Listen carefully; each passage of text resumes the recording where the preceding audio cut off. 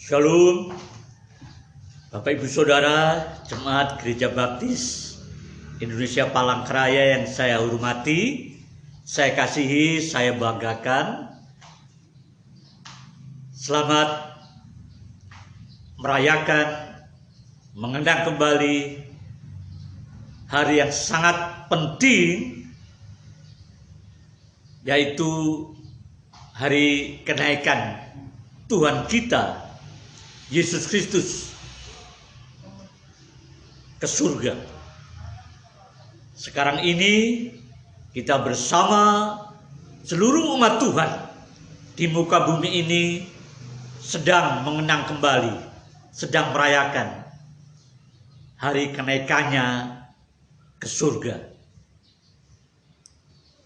Bapak Ibu Saudara, karena itu hari ini kita mengadakan, mengenangnya, memperingatinya dengan mengadakan ibadah syukur, ibadah kenaikan Tuhan kita Yesus Kristus. Sebelum firman Tuhan diberitakan, mari kita berdoa. Bapa Surgawi, Bapa yang kami sembah dalam Tuhan Yesus Kristus, sebentar lagi firman-Mu disampaikan, diwartakan. Karena itu siapkan hati jemaat-Mu semuanya. Meskipun harus masih beribadah di rumah kami masing-masing, tapi biarlah pemberitaan firman ini sampai juga kepada mereka dan jadi berkat bagi mereka. Pakai hamba-Mu yang penuh kekurangan ini menjadi juru bicara-Mu. Demi nama Tuhan Yesus, kami pertaruhkan sepenuhnya pemberitaan firman pada hari ini. Haleluya. Amin. Bapak Ibu Saudara yang dikasihi Tuhan, setelah 40 hari lamanya Tuhan Yesus dalam tubuh kebangkitannya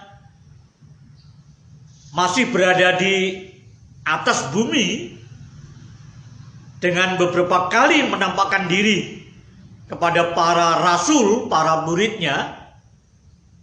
Maka saatnya dia naik ke surga. Dan hari ini kita peringati. Saudara, kalau kita berbicara tentang kenaikan Tuhan Yesus ke surga, kira-kira apa yang hendak Tuhan sampaikan kepada kita? Yang hendak Tuhan tegaskan kepada dunia ini, kepada kita para murid, tentang kenaikannya ke surga. Saudara, sebelum saya melanjutkan, mari kita baca Kisah Para Rasul.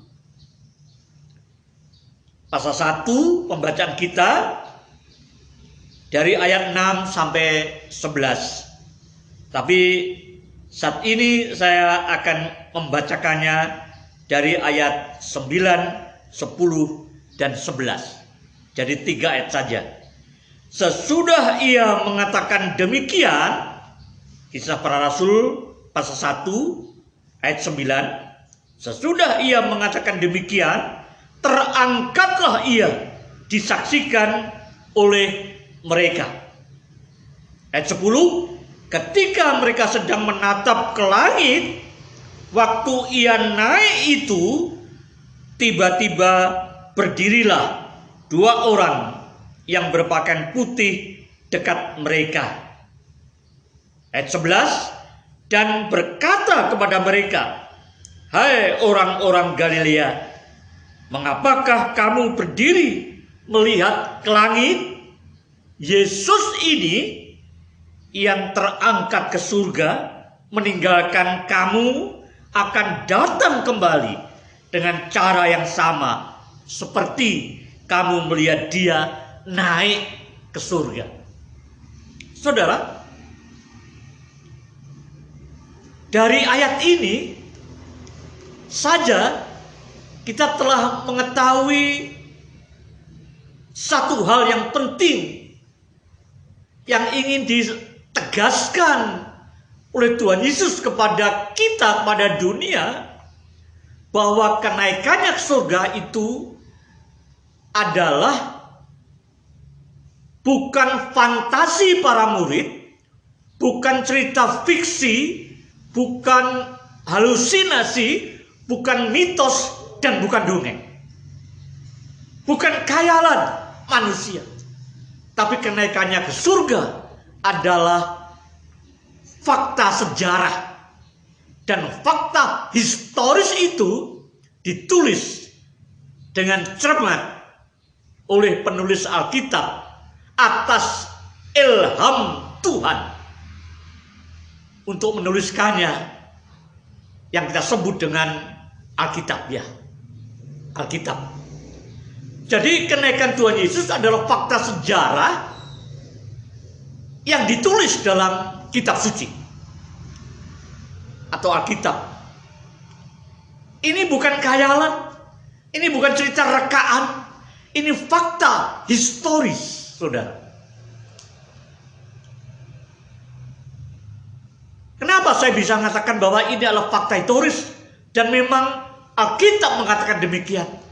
Karena paling tidak ada 3 hal yang membuktikan bahwa kenaikannya itu adalah fakta sejarah. Yang pertama, ditulis ada proses terangkatnya dia naik ke surga. Jadi proses terangkatnya dia naik ke surga itu tertulis dengan jelas. Ya. Ayat 9 misalnya, sesudah ia mengatakan demikian, terangkatlah ia. Terangkatlah ia. Terus kemudian ayat 10, ketika mereka sedang melihat langit, waktu ia naik itu ia, Tuhan Yesus naik itu adalah naik ke surga. Prosesnya dengan terangkat tubuhnya ke surga. Dan juga dikatakan awan menutupnya dari pandangan para murid. Ada keterangkatan tubuh Tuhan Yesus, kemudian awan menutupnya, dan ditegaskan bahwa ia yang naik itu, saudara. Kemudian ayat 11 dijelaskan lagi, ada kata-kata terangkat ke surga. Hai orang-orang Galilea, demikianlah kata malaikat itu, mengapakah kamu berdiri melihat ke langit? Yesus ini yang terangkat ke surga. Jadi ada proses keterangkatan tubuh Tuhan Yesus ke surga. Meninggalkan kamu akan kembali dengan cara yang sama seperti kamu melihat dia naik ke surga.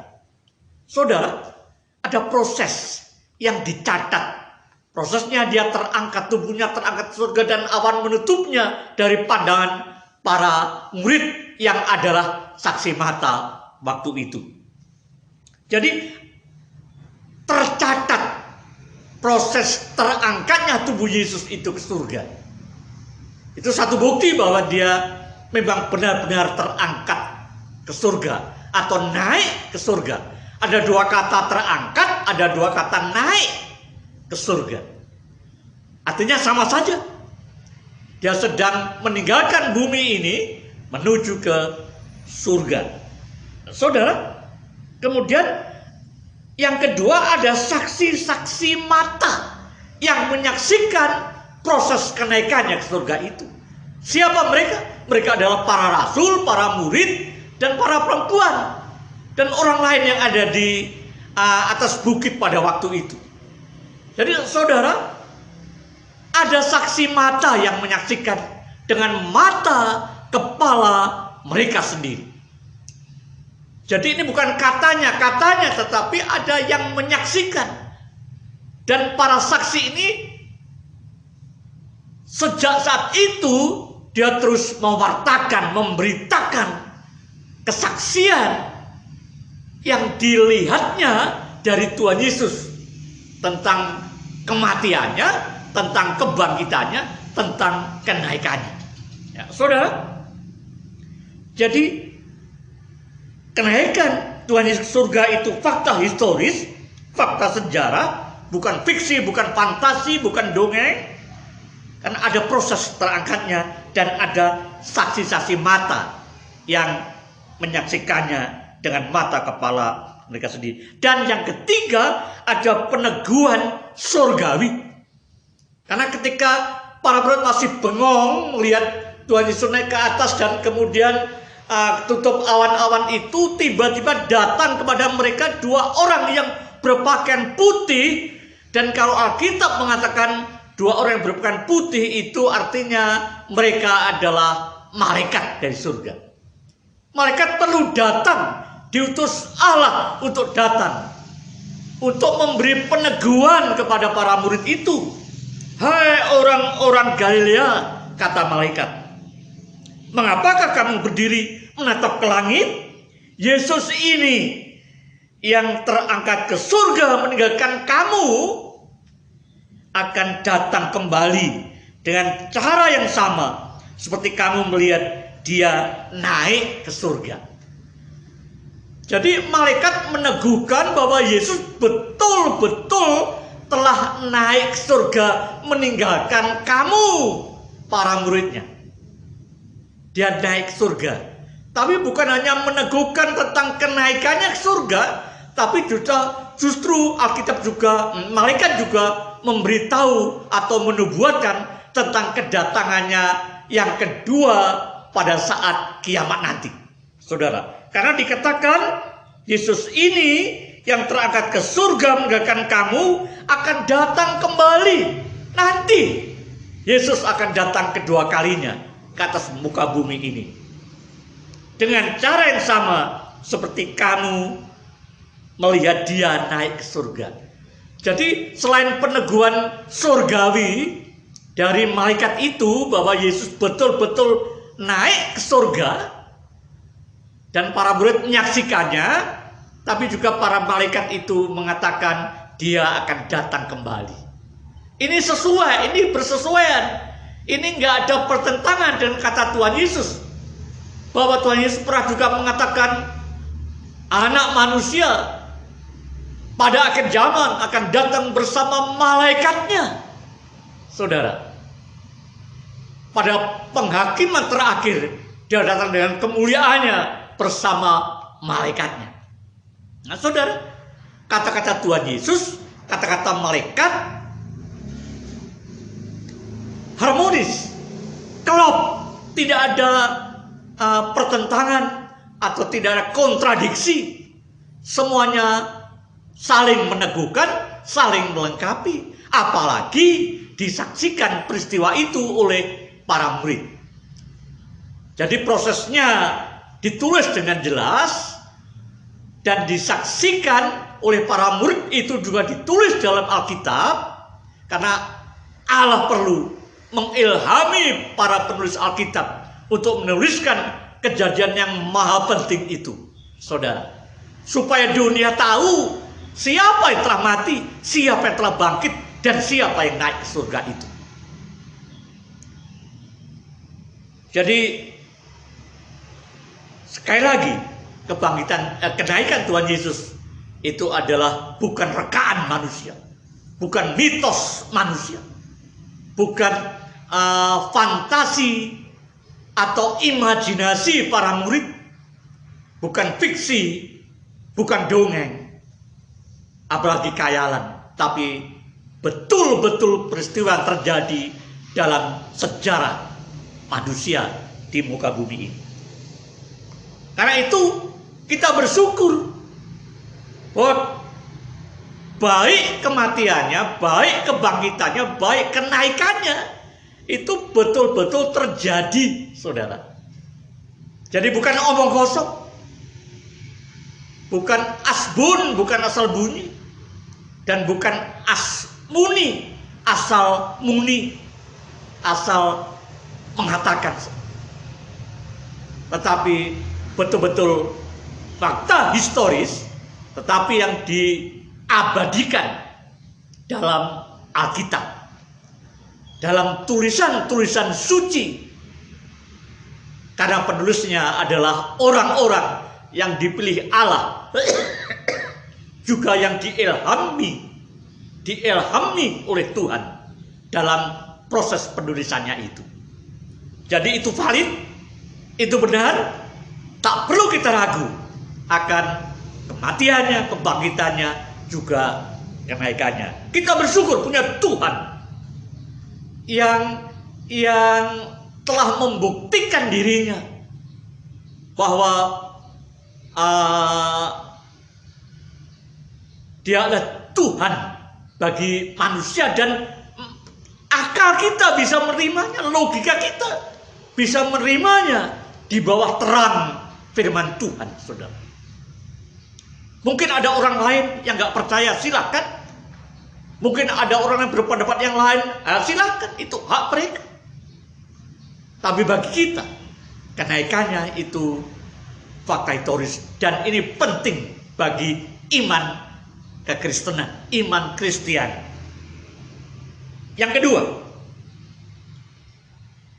bahwa fakta sejarah itu, kenaikannya itu membuktikan bahwa firman Kristus, firman Tuhan Yesus itu adalah ya dan amin. Artinya apa yang dikatakannya itu benar adanya, ya dan amin, sesungguh-sungguhnya terjadi. Saudara, sebelum Tuhan Yesus naik ke surga, beliau itu pernah mengatakan sebelumnya, memberitahu pada murid sebelumnya. Mari kita buka Yohanes pasal 11. Ini salah satu ayatnya saja, masih banyak ayat yang lain yang tidak sempat saya katakan pada dalam kesempatan yang terbatas ini. Yohanes pasal 14 ayat 2-3. Di rumah Bapakku banyak tempat tinggal. Jika tidak demikian, tentu aku mengatakannya kepadamu. Sebab aku pergi ke situ untuk menyediakan tempat bagimu. Dan apabila aku telah pergi ke situ dan telah menyediakan tempat bagimu, aku akan datang kembali dan membawa kamu ke tempatku, supaya di tempat di mana aku berada, kamu pun berada. Saudara, ini pemberitahuan kepada para murid sebelum Tuhan Yesus naik ke surga. Jadi sebelumnya sudah diberitahukan, seperti kematiannya, kebangkitannya sebelumnya juga diberitahukan. Jadi dia tidak tiba-tiba mati, tidak tiba-tiba bangkit, dan tidak tiba-tiba naik. Tetapi sudah direncanakan, diberitakan, dinubuatkan sebelumnya. Supaya pada waktunya itu terjadi, para murid bisa sungguh-sungguh mempercayainya. Karena dulu memang guru kita, rabi kita, itu pernah mengatakannya. Dan sekarang semuanya itu terjadi. Dan menjadi fakta sejarah yang tak terbantahkan. Saudara, dikatakan di rumah Bapakku, rumah Bapa, ya, ini perlu catat. Ada banyak tempat. Sebab aku pergi ke situ. Banyak katakan aku akan pergi ke situ. Ini sebelum dia pergi, sebelum dia naik, untuk menyediakan tempat bagimu. Jadi kepergian Tuhan Yesus ke surga itu salah satu tujuannya untuk menyediakan tempat bagi para murid, bagi para orang yang percaya kepadanya di surga.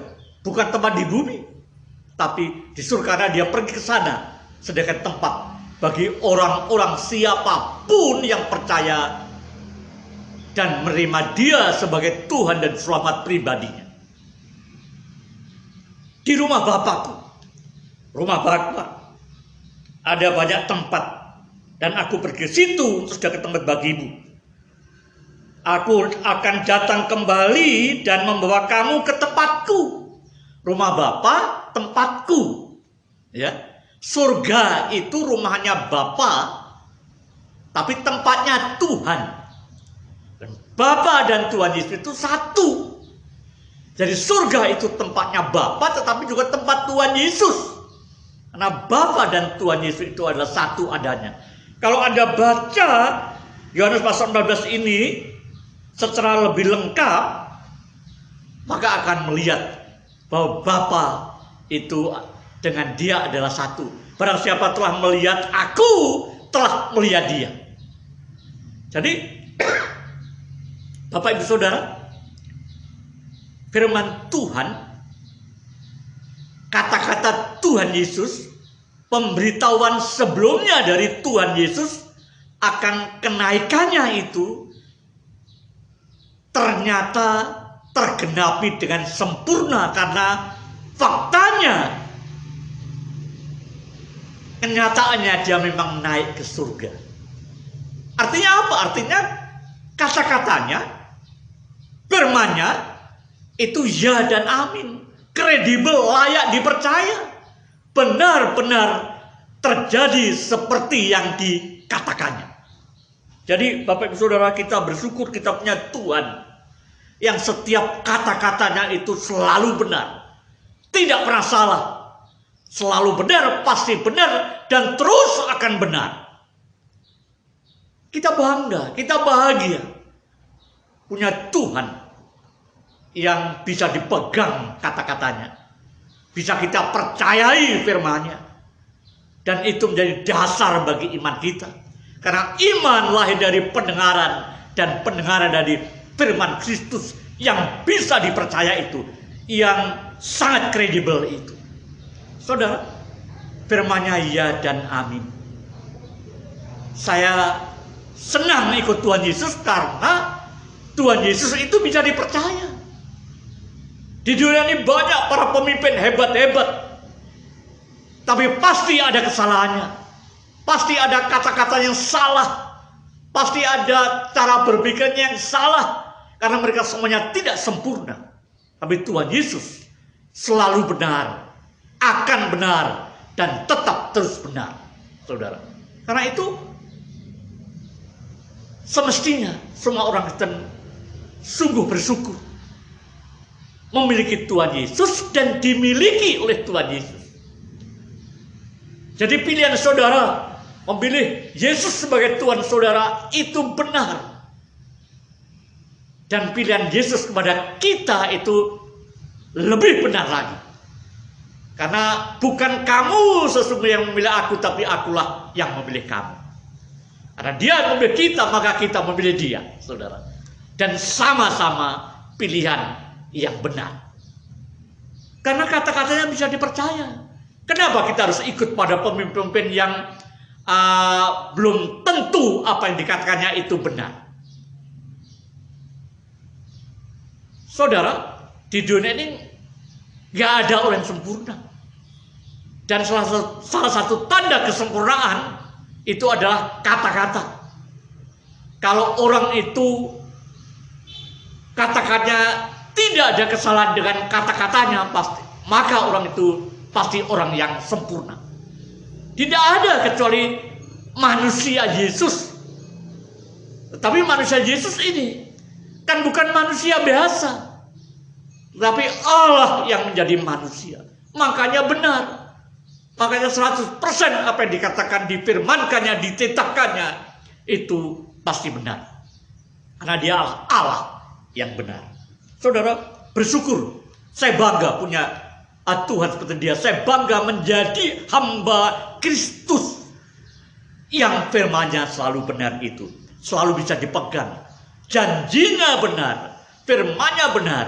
Semua yang dinubuatkannya itu pasti digenapi tepat pada waktunya, saudara. Jadi bersyukurlah, berbahagialah saudara. Jangan galau, jangan ragu-ragu, jangan bingung lagi, ya.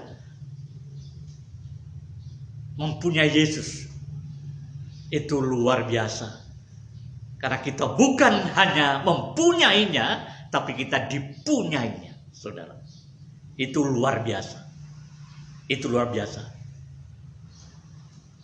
Yang ketiga, selain kenaikan Yesus itu fakta historis, selain kenaikan Tuhan Yesus itu membuktikan bahwa semua firman-Nya itu benar, ya dan amin. Kenaikan Tuhan Yesus yang ketiga ialah meneguhkan, mengkonfirmasi kepada kita, kepada dunia, bahwa dialah Yesus itu yang naik ke surga itu adalah pemilik surga. Dialah sang pemilik surga. Ini merupakan judul dari khotbah saya saat ini.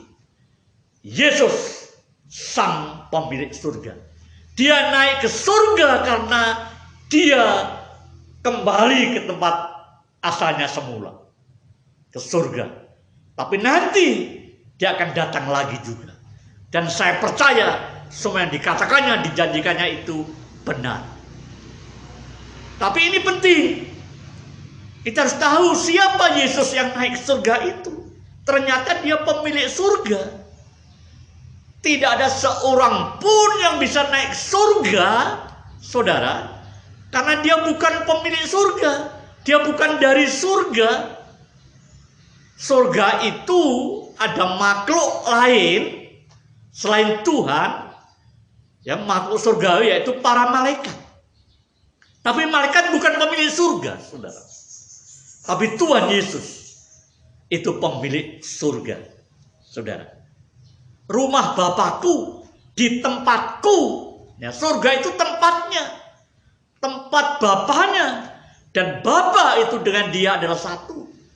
Barang siapa bisa yang melihat aku, dia sudah melihat Bapa. Jadi Bapak Ibu Saudara, Tuhan Yesus pemilik surga. Tuhan Yesus pemilik surga. Mari kita lihat Yohanes pasal 3 ayat 23, saudara. Dikatakan, kamu berasal dari bawah, kata Tuhan Yesus ini kepada para orang Yahudi. Ya. Kamu berasal dari bawah, aku dari atas. Dari atas dari mana? Dari surga. Ya. Kamu dari dunia ini, aku bukan dari dunia ini, karena aku dari atas dunia, yaitu surga, saudara. Jadi Tuhan Yesus sendiri mengatakan pada para orang Yahudi pada waktu itu yang datang kepadanya, kamu dari dunia ini, kamu berasal dari bawah, aku dari atas. Aku bukan dari dunia ini. Aku sekarang ini di dunia, tapi nanti aku kembali ke tempatku. Karena aku bukan dari dunia ini, tapi aku dari atas, dari surga. Ya, saudara, surga itu tempat tinggalnya, surga itu tempat keberadaannya dari kekal sampai kekal. Dia pernah datang ke bumi dalam wujud sebagai manusia, tetapi dia kembali naik ke surga. Nah, surga itu tempat tinggalnya, miliknya artinya, saudara. Terus kesaksian Yohanes Pembaptis tentang Tuhan Yesus, saudara, yang tertulis dalam Yohanes pasal 3 ayat 30 sampai 31. Ia harus makin besar, kata Yohanes Pembaptis. Iya, Tuhan Yesus itu harus makin besar, tetapi aku harus makin kecil. Karena dia itu lebih besar dari segalanya. Dia yang dari atas itu di atas semuanya dan lebih besar dari semuanya. Dia katakan, ia harus makin besar, tetapi aku harus makin kecil. Siapa datang dari atas?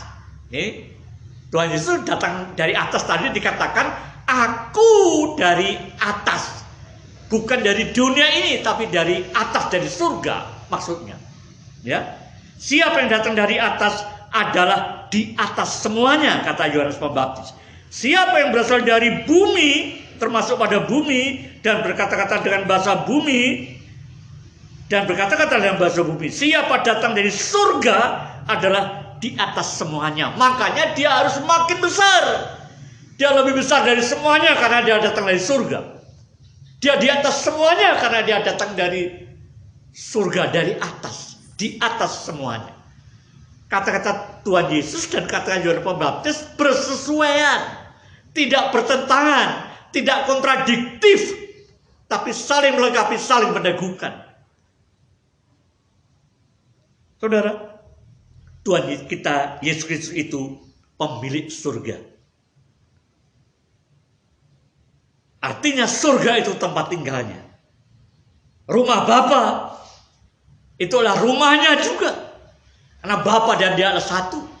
Rumah Bapa artinya rumah dia. Tempat keberadaannya sebelum berinkarnasi sebagai manusia. Yesus Kristus atau sebagai anak manusia. Saudara, Yesus pemilik surga. Yesus pemilik surga. Jadi berbahagialah kita semuanya. Karena guru kita, rabi kita, Tuhan kita, juru selamat kita, hakim kita nanti, itu adalah datang dari surga dan dia pemilik surga. Bukan hanya pemilik surga, tapi penguasa surga. Bisa saja tinggal di surga, tapi gak punya kuasa apa-apa di surga. Malaikat tinggal di surga, ya, karena makhluk surgawi, tapi dia hanya melayani Tuhan. Dia nggak punya kuasa apa-apa atas surga dan bumi. Dia baru datang ke bumi kalau diutus oleh Tuhan. Tapi Yesus ini bukan hanya pemilik surga, tetapi penguasa surga. Karena itu dia menubuatkan nanti pada waktu akhir zaman, kedatangannya kedua, dia bisa memerintahkan malaikat-malaikatnya itu, pelayan-pelayannya itu datang ke bumi yang kedua kalinya. Saudara, dia penguasa, dia pemilik, dan dia pemberi surga. Karena dia katakan bahwa aku ke sana menyediakan tempat, yaitu tempatku, tempat Bapa di surga itu akan juga kusediakan bagi kamu. Jadi dia bisa memberikan surga bagi para murid dan bagi semua orang yang percaya kepadanya. Saudara, Tuhan Yesus bukan hanya pemilik surga, tapi penguasa surga. Bukan hanya penguasa surga, tapi penguasa bumi, langit, dan segala isinya. Artinya penguasa semuanya, di atas semuanya. Tapi dia juga berkuasa memberikan surga kepada orang-orang yang percaya kepadanya. Makanya dikatakan janjinya bahwa aku naik sana menyediakan tempat bagimu. Jadi tempat itu juga akan diberikan pada kita yang percaya kepadanya. Kemudian aku kembali kalau sudah selesai sedangkan tempat di sana, dia akan kembali jemput kita, jemput umatnya yang percaya kepadanya ini dan membawanya ke tempatnya dia berada. Ya. Jadi dia memberikan surga, bahkan menjemput kita, membawa ke surga. Itu luar biasa, saudara. Yesus pemilik surga. Tuhan Yesus penguasa surga. Tuhan Yesus pemberi surga kepada semua orang yang percaya kepadanya. Saya senang, saya bangga. Ini kebanggaan yang tidak bisa dinilai, ditukar dengan apapun juga di muka bumi ini, saudara. Ya. Saya dulu adalah bukan orang Kristen, tidak mengenal Tuhan Yesus. Tapi akhirnya ketika saya remaja, saya percaya kepadanya, saya ikut dia, bahkan telah 35 tahun ini menjadi hamba Tuhan, hambanya, hamba Kristus. Saudara, ada yang bertanya, kenapa Bapak enggakkan keyakinan Bapak yang lampau kemudian ikut Tuhan Yesus? Salah satu jawaban saya adalah karena yang saya ikuti itu adalah pemilik surga, penguasa surga, dan bisa memberikan surga kepada saya dan kepada semua orang. Saudara, banyak pemimpin besar di dunia ini, pemimpin agama juga, yang mengajarkan surga, tetapi bukan yang berasal di surga. Mereka hanya mengajarkan surga. Mereka bukan pemilik surga, dan mereka tidak bisa memberikan surga itu, karena surga bukan miliknya. Mereka terbatas pada hanya mengajarkan tentang surga. Surga itu ini gini loh, gini. Bisa menguraikan, bisa menjelaskan tentang surga, tapi tidak pernah ke sana. Ya, hanya Yesus yang ke sana, karena dia memang pemilik surga. Kembali ke tempatnya semula. Yesus di surga dari kekal sampai kekal. Dan 33 tahun lamanya di atas bumi sebagai anak manusia untuk menebus dosa manusia. Jadi Bapak Ibu Saudara, saya ikut Yesus karena Yesus itu pemiliknya surga. Kalau saya ikut orang lain yang tidak punya surga, yang hanya bisa menjelaskan tentang surga, ya saudara, tapi dia tidak bisa memberikan surga pada saya, karena dia sendiri belum tentu masuk surga, maka saya ingin ikut yang pasti saja. Karena dia pemilik surga, maka dia pasti memberikan surga pada saya. Dan kepastian ini banyak, ada dasar firman Tuhan, dasar janjinya yang terus dalam Alkitab, yang suatu ketika akan saya jelaskan pada kesempatan yang lain. Saya ikut Yesus karena dia pemilik surga yang bisa memberikan saya satu tempat di sana. Bukan hanya saya, tadi kepada siapapun yang mau percaya kepadanya. Ngapain ikut yang lain yang belum jelas dia masuk atau tidak? Ngapain ikut yang lain yang tidak bisa memberikan garansi kepastian surga? Hanya Yesus yang bisa memberikan itu, karena dia pemilik surga. Dia adalah penguasa surga. Malaikat tinggal di surga tapi bukan penguasa surga. Dan malaikat tidak bisa memberikan surga kepada saya, kepada siapapun. Tapi Yesus, karena dia pemilik surga, penguasa surga, dia bisa memberikan surga itu kepada saya dan kepada Anda yang percaya, pada siapa saja yang percaya kepadanya. Karena itu berbahagialah menjadi orang Kristen itu. Dan saya mantep madep jadi orang Kristen, bahkan jadi hambanya, saudara. Karena pilihan saya tepat dan pilihan Tuhan itu tepat. Bukan aku yang memilih kamu, bukan kamu yang memilih aku, kata Tuhan Yesus. Jadi bukan Bambang yang semata-mata memilih Yesus, tapi Yesus yang memilih aku. Aku yang memilih kamu, hai Bambang. Tapi sama-sama memilih. Tuhan Yesus memilih saya memilih Tuhan Yesus. Jadi klop itu saudara. Ini suatu pertemuan pilihan yang sangat sempurna. Luar biasa. Maukah Anda masuk surga? Bagi yang masih ragu-ragu, bagi yang masih galau, bagi yang masih belum jelas tentang siapa Yesus itu, ketahuilah Yesus pemilik surga, maka dia naik ke surga. Kalau dia bukan pemilik, dia nggak bisa naik ke sana. Seorang pun nggak punya kemampuan apa-apa untuk bisa datang ke sana. Yang sebelumnya sudah dikatakan sebelumnya, dan betul-betul terjadi, dilaksanakan naiknya ke surga itu, saudara. Siapa yang masih ragu-ragu, siapa yang masih bimbang, siapa yang belum percaya sungguh-sungguh dalam hatinya bahwa Yesus itu Tuhan, karena pemilik surga adalah Tuhan. Manusia, malaikat bisa ke sana kalau dapat anugerah dari Tuhan, tapi bukan Tuhan itu sendiri, tapi Yesus itu Tuhan yang menjadi manusia untuk menyelamatkan kita, untuk memberikan kita tempat di surga. Jadi selamat mengenang, merayakan, memperingati hari kenaikannya ke surga yang memang layak kita peringati. Karena dia yang datang ke bumi, yang mati bagi kita, yang bangkit bagi kita, yang naik juga bagi kita.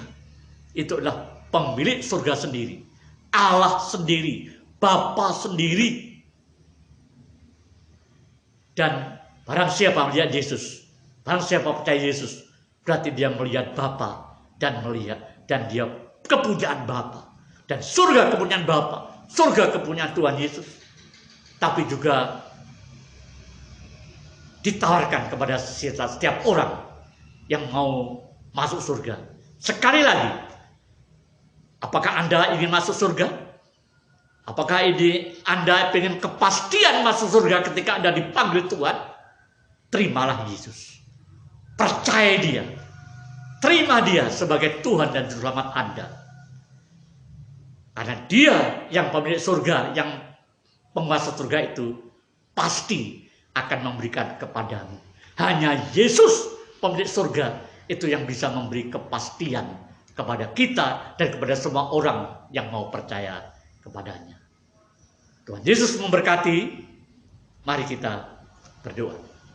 Bapa surgawi, kami bersyukur Karena peristiwa kenaikanmu itu bukan fantasi, bukan dongeng, bukan fiksi, bukan mitos atau khayalan manusiawi semata-mata.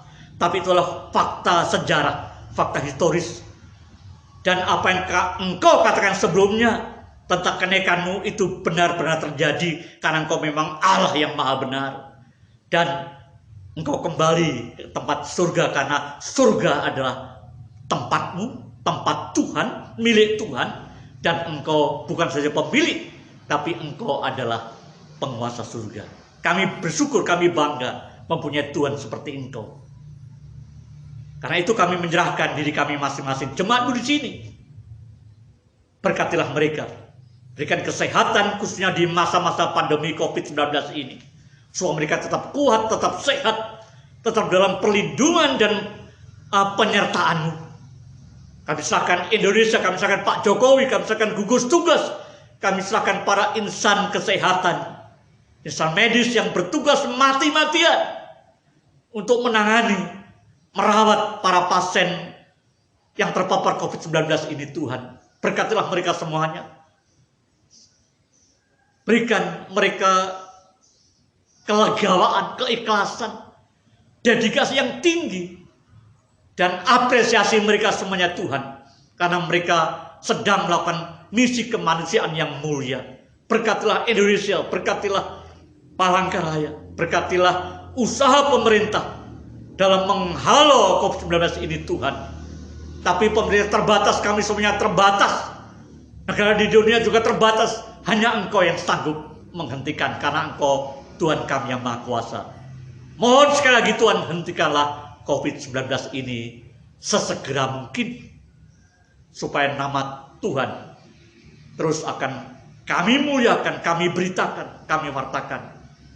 Dan biarlah setiap pribadi, setiap orang yang mendengar pemberitaan firman ini, Roh Kudus, mari Engkau meteraikan firman ini, supaya yang belum percaya, yang tadinya ragu-ragu, yang tadinya belum mantap ikut Tuhan, yang tadinya justru melawan Tuhan, telah dengar firman ini, akhirnya mengikutmu, percaya kepadamu, dan melayani Tuhan. Seperti Paulus yang awalnya menentang Tuhan. Seperti kami yang dulu bukan pengikut Kristus, tapi sekarang menjadi hamba Tuhan.